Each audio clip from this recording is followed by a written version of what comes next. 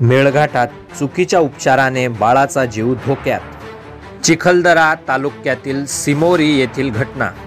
22 दिवसाच्या बाळाचे पोटफुगी झाल्याने सतत रडत असल्यामुळे आईने दिले दोरच्या सहाय्याने गरम 65 चटके.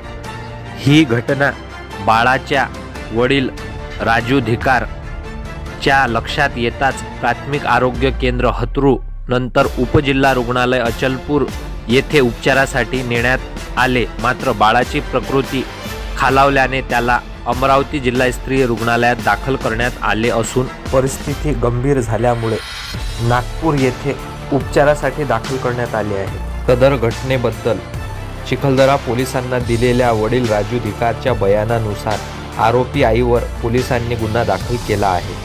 तसेच पुढील तपास चिखलदरा पोलीस करीत आहेत.